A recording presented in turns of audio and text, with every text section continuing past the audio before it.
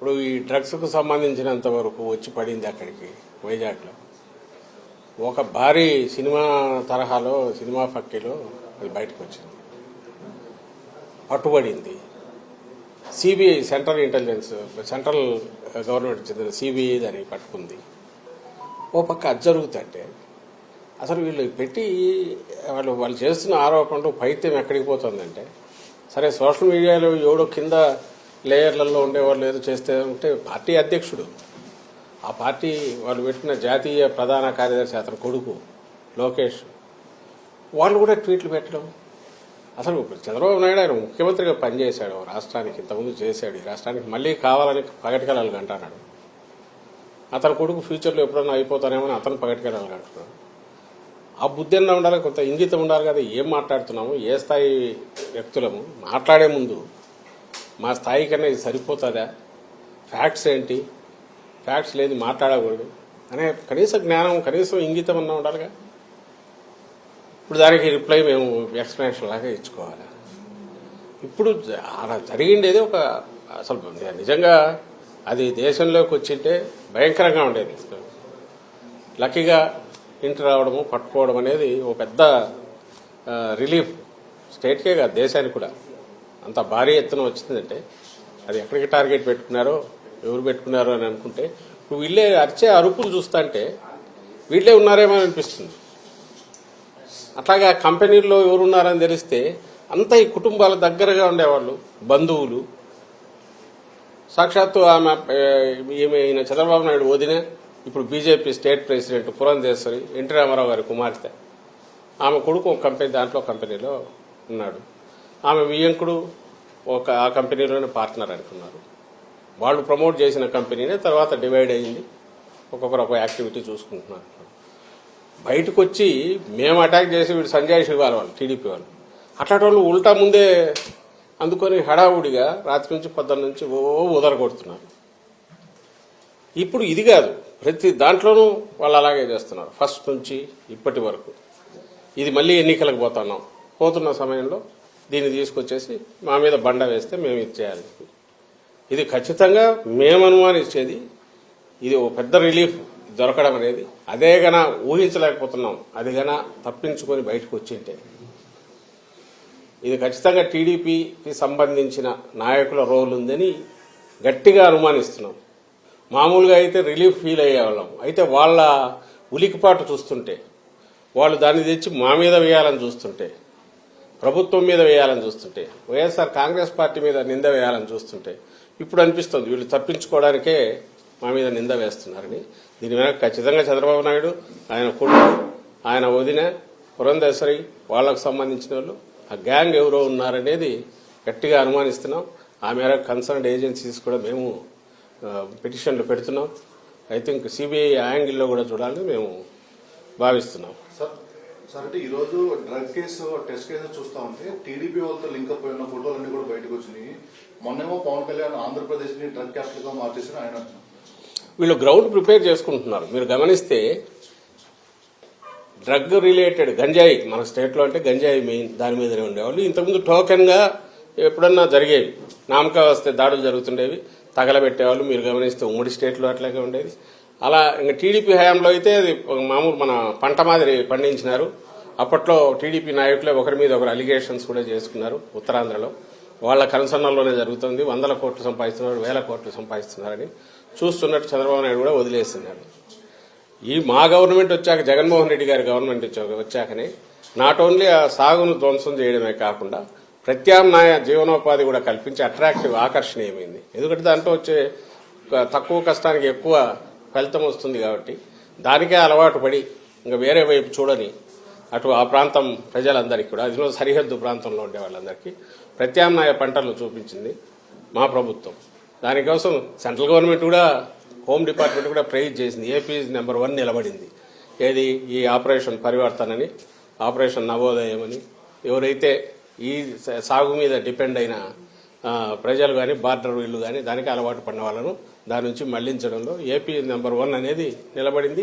దానికోసం ఎస్సీబీ అదే పని మీద ఉంది. ఎస్సీబీ పెట్టిన తర్వాత 11,000, 12,000 ఎకరాల్లో సాగును ధ్వంసం చేశారు. అంతటితో మళ్ళీ వాళ్ళు దాని వైపు పోకుండా different crops, alternative crops, remunerative క్రాప్స్ను అక్కడ ప్రమోట్ చేసి వాళ్లకు జీవనోపాధి కల్పించి అది కన్సిస్టెంట్గా నడుస్తుంది.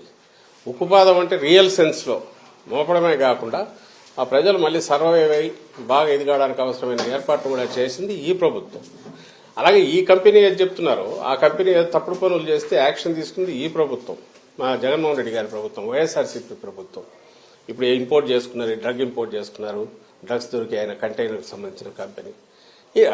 ఇటు చూసేది ఈ వైపు నుంచి డ్రగ్స్ను వాడకాన్ని తగ్గించడానికో గంజాయి సాగును అసలు ఎరాడికేట్ చేయడము, వాళ్ళు మళ్ళీ ఆ వైపు చూడనవసరం లేకుండా రెమ్యూనరేటివ్ ఆల్టర్నేటివ్ ఇది మన క్రాప్స్ వాటిని వాళ్ళకి అలవాటు చేయడము, ఇది జరిగి కన్సిస్టెంట్గా పోతుంది. ఎవ్రీబడికి మీరు మీడియా కూడా కవర్ చూడొచ్చు, పోయి వస్తున్నాయి కదా స్టోరీస్. బార్డర్లో కట్టుదిట్టం చేశారు, స్పెషల్ ఏజెన్సీని పెడితే దాన్ని నువ్వు ఎలాగో ప్రైజ్ చేయలేవు, నీ వల్ల కాలే. 14-19 మధ్య నువ్వు దాన్ని అసలు గంజాయి సాగు 3 పూలు 6 కాయలుగా నువ్వు ఇదేట్టు నువ్వు చేసావు, చంద్రబాబు నాయుడు చేశాడు. ఈరోజు దాన్ని ఎరాడికేట్ చేసిన మా మీద నేను ఇంతకుముందు అన్నట్టు దొంగ అన్నట్టు మా మీద నిందలు వేసే ప్రయత్నం చేస్తున్నారు. ప్రతి దాంట్లో ఇదే పని చేస్తున్నారు.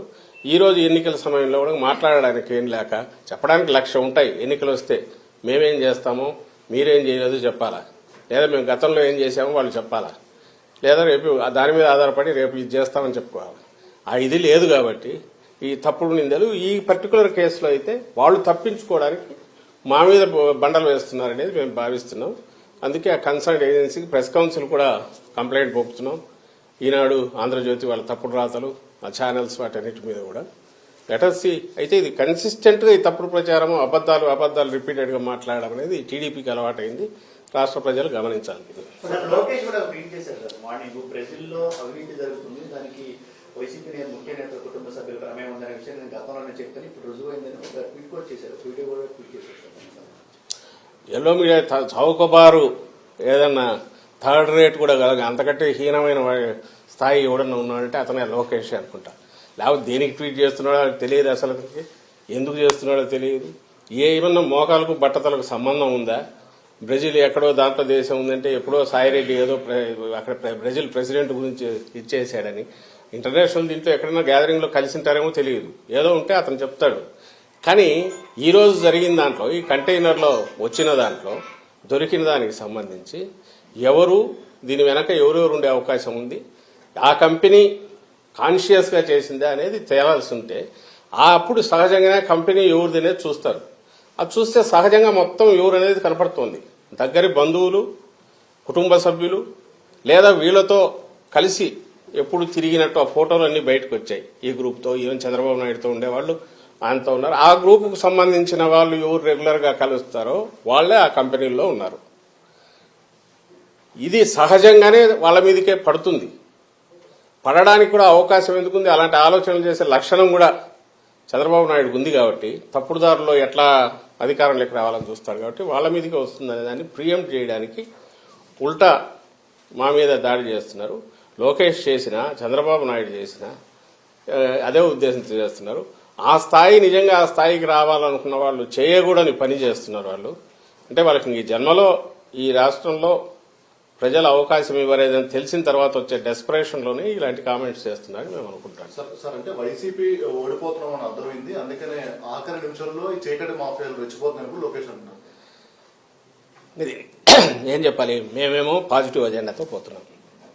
జగన్మోహన్ రెడ్డి గారు ఇలాంటి పొద్దుబోని మాటలు కానీ, లేకుంటే ఉబుసుపోక మాటలు కానీ, లేకుంటే ఫ్యాక్ట్స్ చేతిలో లేకుండా నోటికొచ్చిన మాట కానీ ఎప్పుడన్నా చేశారా? రాష్ట్ర ప్రజలు ఇది చూస్తున్నారు, అది చూస్తున్నారు, మీ మీడియా కూడా చూస్తోందిగా, ఇది చూస్తున్నారు. ఒక పార్టీ అధ్యక్షుడిగా, ముఖ్యమంత్రిగా జగన్మోహన్ రెడ్డి గారు ఇంతకుముందు ప్రతిపక్ష నేతగా అయినా సరే పార్టీ పెట్టినప్పటి నుంచి ఇలాంటి అడ్డగోలు కామెంట్స్ చేయడము, ఈవెన్ ఆయన ఏ పత్రిక అయితే పెట్టారో సాక్షి, దాంట్లో అడ్డగోలు ఊరక రాయడము ఊసిపోక ఆధారం లేకుండా ఎప్పుడన్నా జరిగిందా? ఆయన ఎప్పుడు కామెంట్ చేయట్లేదు, ఫ్యాక్ట్స్ ఉంటే దాని మీదే మాట్లాడుతున్నారు. ఇప్పటికీ అదే చేస్తున్నారు. వీళ్ళు ఎప్పుడూ కూడా తండ్రి కొడుకులు, వాళ్ళ టీం కింద ఎవడో కార్యకర్తలు కాదు, వీళ్ళే ముందుండి అబద్దాలను వండడము, ట్విట్టర్ ప్లాట్ఫామ్ గానో ఇంకో దాంట్లోనో ఇంటర్నెట్లోనో రోజు ఊకదంపుడు మరుసటి రోజు అది అబద్ధం అని వెళ్ళాక చేతులు దులుపుకొని దాన్ని పట్టించుకోకుండా వాడడం. మీకు 100,000 కనపడతాయి. మొత్తం ప్రచారం కానీ వాళ్ళ రాజకీయ వ్యవహారాలు కానీ వాళ్ళ విధానాలు కానీ అన్నీ ఏంటంటే అబద్ధాలతో వండడం, దాన్నే 10 సార్లు 100 సార్లు చెప్పడం, అదే నిజమని వాళ్ళు నమ్మడం, అదే నిజమని ప్రజలు నమ్మించాలని చూడడం. గంజాయి అయినా ఇసుక అయినా ఇంకోటైనా వాళ్ళు ఏదన్నా ఈరోజు అంటున్నారంటే ప్రతిదీ కూడా వాళ్ళకు చెప్పుకోవడానికి ఏమీ లేక, మాకు చెప్పుకోవడానికేమో చాలా ఉన్నాయి. అందువల్ల పాజిటివ్ అజెండాతో మేము పోతున్నాం. మీరు ఈ మధ్య సిద్ధం సభలు చూసినా, రేపు జగన్మోహన్ రెడ్డి గారికి జరిగే సభలు చూసినా, మా నాయకుల ప్రచారం చూసినా మేము చేసినవి చెప్తున్నాం. మీరే గమనించండి, ఆలోచించండి. రాజకీయ పార్టీ మేము చేయాలనుకున్నవి చేసిన పనులు చెప్పాలనా?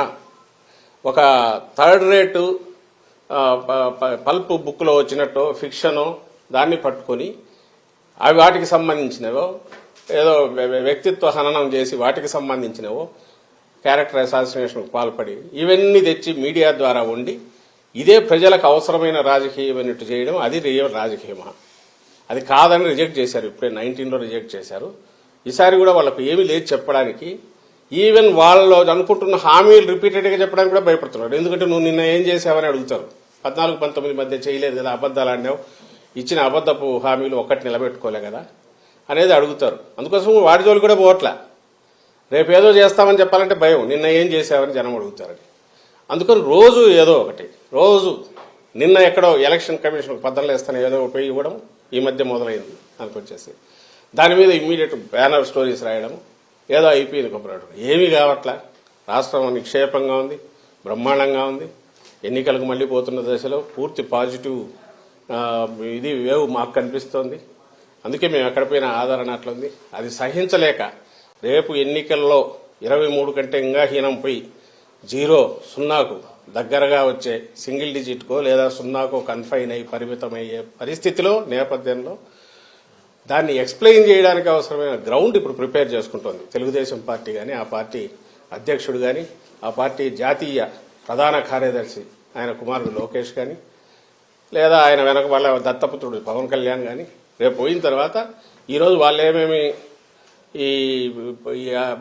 వీటేమంటారు అడ్డగోలు వ్యాఖ్యలు చేశారు, ఇవన్నీ మేము ఆ రోజు చెప్పాం. వీటన్నిటి వల్ల ఈ వైఎస్ఆర్ కాంగ్రెస్ పార్టీ ఈ విజయం వచ్చింది, ఇది ప్రజలు ఇచ్చింది కాదు అని చెప్పడానికి గ్రౌండ్ ఈ రోజు నుంచి ప్రిపేర్ చేసుకుంటున్నారు. రెండవది వాళ్ళకి చెప్పడానికి ఏం లేదు కాబట్టి నోటికి వచ్చినట్టు కారు కూతలకు వస్తున్నారు. ఎన్నికల కమిషన్ కి సిబిఐకి మీరు ఫిర్యాదు చేయబోతున్నారు. దీన్ని ఎలక్షన్ ఎజెండాగా మార్చుకుని ప్రచారం చేస్తున్నారు మీరు అన్నారు. మీ ఫోటోలతోటి పెట్టి ట్వీట్లు చేస్తున్నారు కాబట్టి ఈసీఐకి అలాగే సిబిఐకి ఈ కేసులో అన్ని కన్సర్న్ ఏజెన్సీస్ అన్నిటికీ ఎన్నికల వాతావరణం వచ్చింది కాబట్టి సహజంగా ఎలక్షన్ కమిషన్ ఆధీనం లేక అన్నీ లేవు కాబట్టి వాళ్లకు ప్రెస్ కౌన్సిల్కు ఇంకా ఇంక్లూడింగ్ సిబిఐకి ఇంకా కన్సర్న్ ఏజెన్సీ అంటే అన్నిటి కూడా రిప్రజెంటేషన్స్ మా పిటిషన్లు వెళ్తాయి. ముందు ఈ తలనొప్పి ఏదో వదిలి అది తేలాలి. అది ఖచ్చితంగా నీడియల్ ఆఫ్ సస్పిషన్ కాదు, బలమైన ఇదే ఆధారాలతో చంద్రబాబు నాయుడు కుటుంబము లేదా ఆయన వదినకు సంబంధించిన కుటుంబము వాళ్లకు లేదా టీడీపీ యాక్షన్ ప్లాన్ ఈ ఎన్నికల్లో ఎట్నోట్ల అడ్డదారులు ఇది చేయాలనుకున్న దాంట్లో దీని రోల్ కూడా ఉండే అవకాశం ఉంది కాబట్టి ఈ కంటైనర్లో ఉన్న డ్రగ్స్ కూడా దాని పర్పస్ కోసం వచ్చింది ఆయన గట్టిగా అనుమానిస్తున్నాం కాబట్టి ఆ దిశగా ఇన్వెస్టిగేషన్ జరగాలి. ఎలక్షన్ కమిషన్ కూడా కాగ్నిజెన్స్ లేక తీసుకోవాలని కోరుతాం. అట్ ది సేమ్ టైం దాని పని అది జరుగుతుండగా మా పాజిటివ్ అజెండాతో మేమైతే ముందుకు వెళ్తాం. వాళ్ళ మాది రోజు కుట్టాడితే ఆ రోజు కొట్టేసి అయిపోయింది, మరుసటి రోజు ఒకటి ఎట్లా ఎన్నికల వరకు ఇట్లే లాక్కుపోయి అడ్డదారుల్లోనో బయటపడాలని లేక మాది మేము చెప్పుకోవడానికి కానీ ప్రజలను కన్ఫ్యూజ్ చేసే చెప్పుకోవడానికి అవకాశం లేకుండా టైం దానికి స్పేస్ లేకుండా ప్రజలను కన్ఫ్యూజ్ చేసి ఆ దీంట్లో తమ పబ్బం గడుపుకోవాలని చూసే వారి ఆటలు సాగనివ్వమని ఖచ్చితంగా చెప్తాను.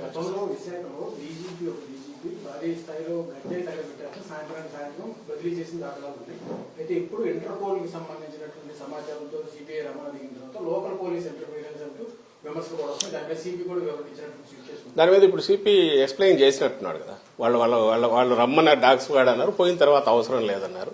అది అవసరం లేదన్నారు కాబట్టి మేము వెనక్కి వచ్చామన్నారు. కానీ ఖచ్చితంగా ఒక సెంట్రల్ ఏజెన్సీ వచ్చిన తర్వాత లోకల్ పోలీస్కి ఇన్ఫర్మేషన్ ఏదో ఒకటి ఇచ్చింటే వాళ్ళ రెండు ఏజెన్సీల మధ్య జరిగే ఇంటరాక్షన్ అవుతుంది. కానీ మీరు గమనిస్తే ఈరోజు ఈనాడు పేపర్లో రాశారు, అసలు తలాతోక ఉంది దానికి. ఆయన రామోజీరావుకు ఎప్పుడైతే ఆ మార్గదర్శి మొత్తం ప్రజల సొమ్ముతో అక్రమంగా పెట్టి నడుపుకొని ఆ రాజ్యం అవినీతి రాజ్యము లేదా ప్రజల సొమ్ముతో ఆయన దందా చేస్తున్నది మార్గదర్శి అని బయటపెట్టి కేసు ఇదైనా వచ్చి ఇంకా మనిషి గంగబెర్రులు ఎత్తిపోయి ఏం రాస్తున్నారో తెలియకుండా అసలు చంద్రబాబు స్కామ్లు కూడా బహుశా మేము జగన్మోహన్ రెడ్డి గారు వైఎస్ఆర్సీపీ అయినా అంటాడేమో ఆయన స్కిల్ దాంట్లో ఇంకోటైనా లేదా అసలు చంద్రబాబు అనే క్యారెక్టర్ వెనక కూడా మేము ఉన్నా అంటాడేమో తెలియదు. అసలు ఏమన్నా అర్థం ఉంది అక్కడ వైజాగ్ దాంట్లో పడితే ఇమ్మీడియట్ వైసీపీ నేతలు పోయి దాన్ని అడ్డుకోవాలని చూస్తారు.